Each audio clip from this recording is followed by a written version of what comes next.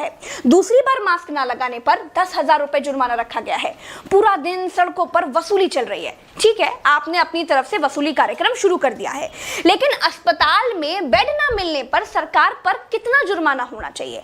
Ventilator ना मिलने पर सरकार पर कितना जुर्माना होना चाहिए? कोरोना टेस्ट ना होने पर सरकार पर कितना जुर्माना होना चाहिए? शमशान में मुर्दा जलाने के लिए लकड़ियां ना होने पर सरकार पर कितना जुर्माना होना चाहिए? शमशानों में दिन दिन भर मुर्दा जलाने की वेटिंग के लिए सरकार पर कितना जुर्माना होना चाहिए? जितने मंत्री और ये मुख्यमंत्रियों ने बंगाल से कोरोना लाकर फैलाया है, उन पर कितना जुर्माना होना चाहिए? बंगाल में बिना मास्क महीने भर से घूम रहे नेताओं पर पर डे के हिसाब से कितना जुर्माना होना चाहिए? क्या सरकारों की कोई जवाबदेही बची है देश में? क्या सरकारों से सवाल पूछने वाला बचा है कोई देश में? क्या कोई पूछ सकता है कि 1 साल से देश कोरोना महामारी झेल रहा है, आपने पूरे देश में कितने नए हॉस्पिटल बनाए हैं? अगर नहीं बनाए तो क्यों नहीं बनाए हैं? क्या कोरोना आपदा में घिरे देश को 1,000 करोड़ के नए संसद भवन की जरूरत थी? क्या देश को 300 करोड़ के नए बीजेपी दफ्तर की जरूरत थी? क्या देश को तत्काल 1100 करोड़ के राम मंदिर की आवश्यकता थी?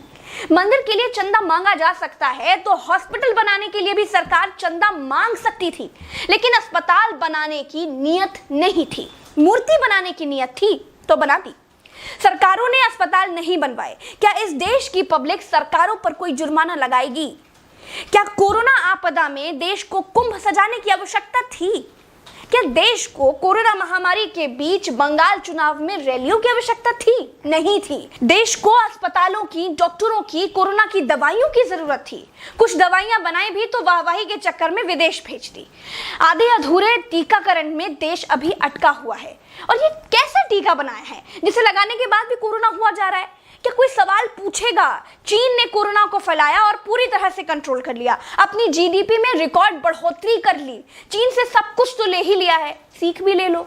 देश में सब आत्ममुग्धता के शिकार हैं। सबको अपनी अपनी तारीफ चाहिए। कुछ ने तारीफ के लिए तो फौज पाल रखी है, और जिनका मन फौज से भी नहीं भरता है, उन्होंने तारीफ के लिए सूचना और जनसंपर्क विभाग बना दिए हैं। गाते रहिएगा ना, जनता का बैंड तो ऑटोमेटिक बज ही रहा है। जिनके अगल बगल से कोरोना से लाशें नहीं उठी है ना, वो मेरी बात को नहीं समझ पाएंगे। जो कोरोना की पीड़ा से गुजरे हैं, जिन्होंने कोरोना से मरे हुए लोगों को शमशान में जलते देखा है, जिन्होंने कतार में लंबी लाशें देखी हैं, वो जान जाएंगे कि मैं क्या कह रही हूं और क्यों कह रही हूं। चलते हैं। राम राम, जय हिंद, दुआ सलाम।